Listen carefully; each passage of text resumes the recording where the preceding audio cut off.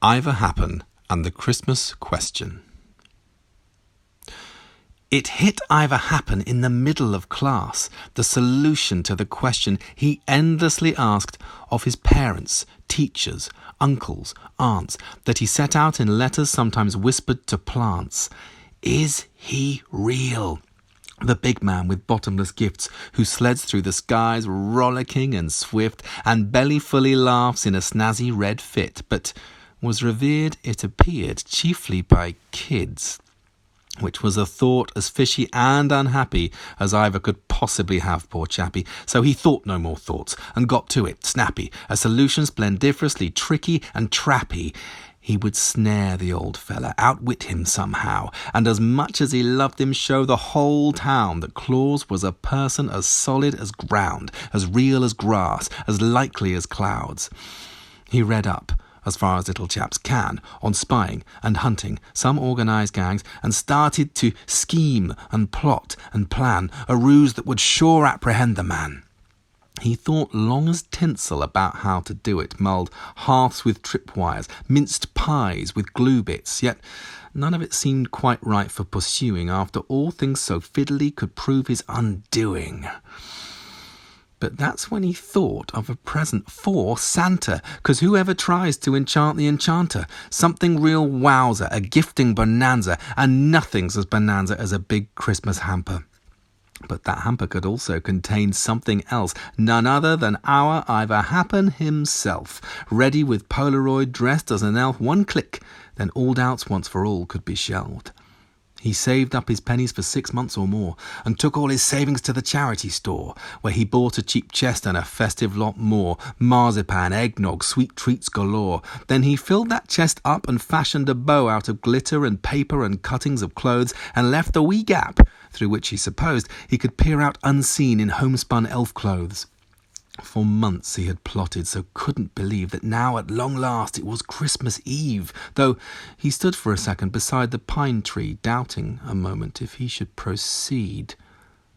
But what harm could it do if he proved beyond question that Santa was real and no concessions? No one could say this was a transgression. Yes, his motives were sound for all this Claus questing.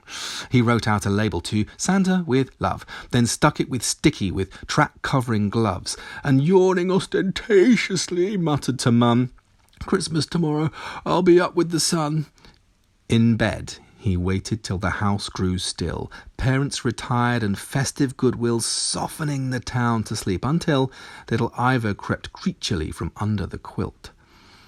It was just past 11, and the clock clunked loudly as he slunk like a shadow down the hall past the pantry. Then he slipped in the hamper, sort of proudly, and waited, still silent as the town slept on soundly. He waited and waited. He got pins and needles. His arm went to sleep. His left knee felt feeble. He muttered times tables and alphabetized people. Perhaps Santa was stuck somewhere high up a steeple.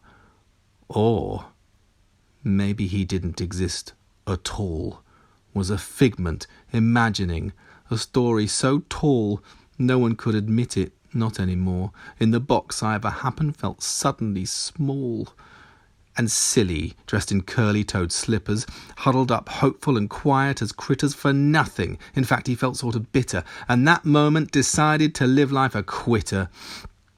He stretched out a leg and reached for the lid, but abruptly it struck him, just as he did, something had entered that room where he hid, a feeling he remembered as long as he lived.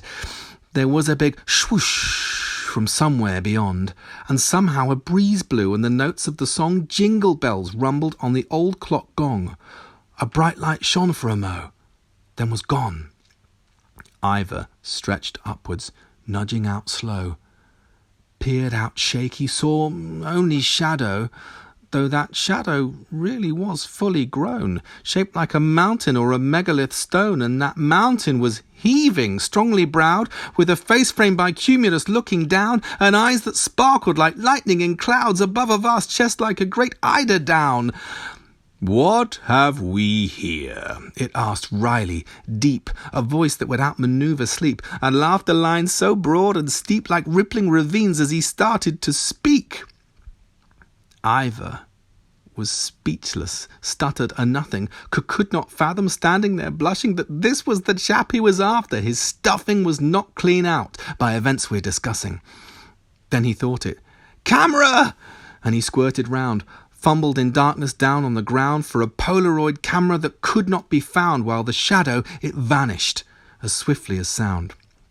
Still, he turned and said, "Cheese!" did Ivor nonplussed, and clicked in the air like a fellow concussed, capturing nothing with his handful of dust, knowing in an instant his plan was a bust. Santa, thought Ivor, still truthfully reeling, searching within for affirmative feeling. Was that really him, as tall as the ceiling? And as he was sat, afraid he was dreaming, he considered the presents, rotating them over, and was half on the way to regaining composure when a hand like a pillow touched down on his shoulder, and there was that clause as big as a boulder.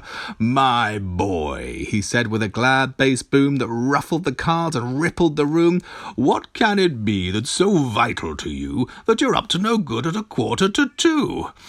Now, Ivor," he said with a tilt of the head, that clause-nosed name should be taken as read, "I can see seeing me's more important than bed, so here I am truer than your garden shed.